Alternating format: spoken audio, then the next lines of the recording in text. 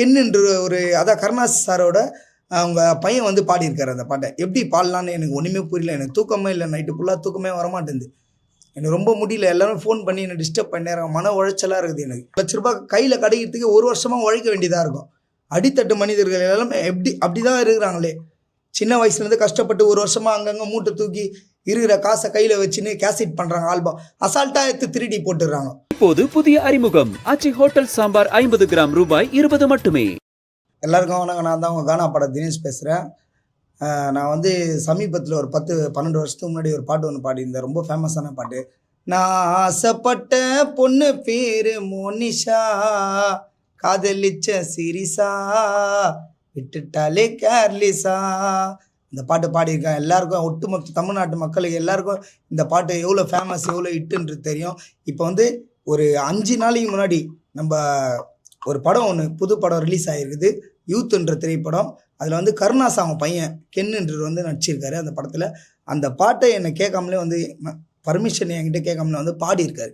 என்னுடைய பாட்டை வந்து அவர் என்கிட்ட கேட்டு பாடணும். என்கிட்ட எப்படி பாருங்க, 2012 நான் வந்து பண்ண கேசட்டோட ஆல்பம் எல்லாம் பாருங்கள். இது வந்து எனக்கு ரொம்ப மன வருத்தமாக இருக்குது. நான் என்ன பண்ணுறதுனே தெரில. சின்ன வயசுலேருந்து கஷ்டப்பட்டு கடனை உடனே வாங்கி கானா பாடகங்க எவ்வளோ கஷ்டப்பட்டு வந்துன்னு வராங்க.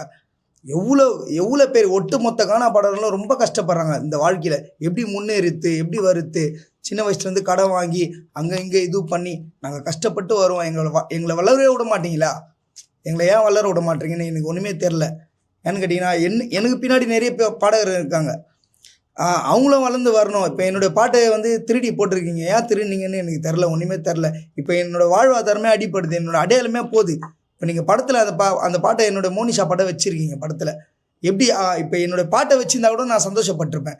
என்னோடய பாட்டே வந்து இல்லை, இன்னொருத்தர் வாய்ஸ் கேட்குது. அதில் கென்னுன்ற ஒரு அதான் கருணாஸ் சாரோட அவங்க பையன் வந்து பாடியிருக்காரு அந்த பாட்டை. எப்படி பாடலான்னு எனக்கு ஒன்றுமே புரியல. எனக்கு தூக்கமே இல்லை, நைட்டு ஃபுல்லாக தூக்கமே வரமாட்டேங்குது. எனக்கு ரொம்ப முடியல. எல்லாரும் ஃபோன் பண்ணி என்னை டிஸ்டர்ப் பண்ணிடுறாங்க. மன உளைச்சலாக இருக்குது எனக்கு.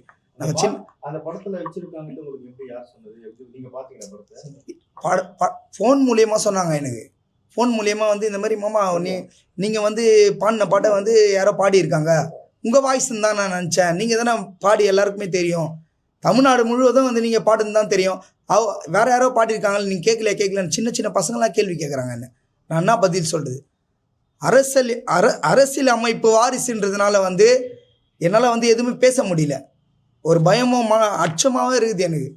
யாரா மிரட்டுவாங்களா, கொலை மிரட்டல் விடுவாங்களா அப்படின்னு சொல்லிட்டு ரொம்ப பயமாக இருக்குது எனக்கு.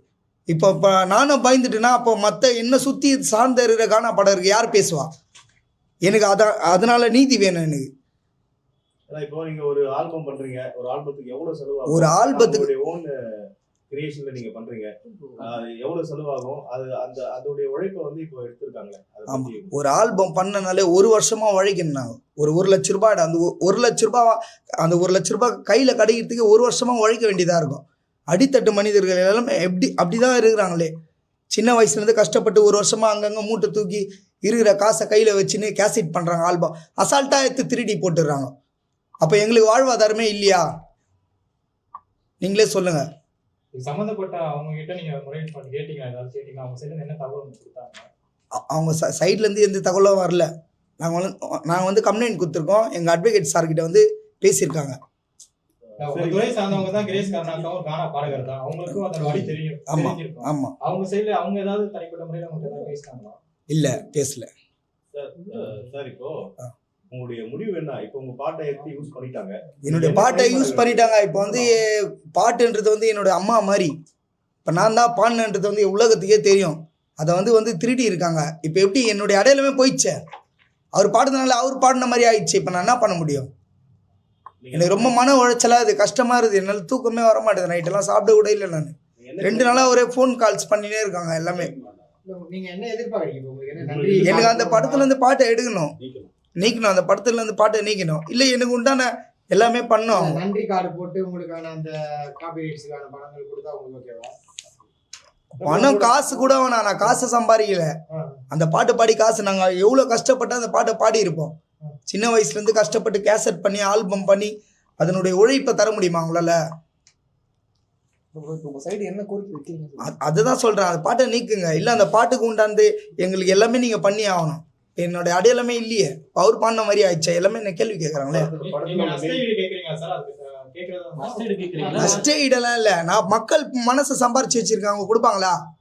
அவங்க ஒரு பிரஸ் மீட் வச்சு இந்த பாட்டை இவங்க பாடலாம் சொல்லணும். என்னோட பேரை பதிவு பண்ண சொல்லுங்க. திரைப்படத்துல என்னோட பேரை பதிவு பண்ண சொல்லுங்க. இந்த பாட்டை வந்து கானா பாட தினேஷ் தான் பாடினாரு சொல்லிட்டு சொல்லுங்க.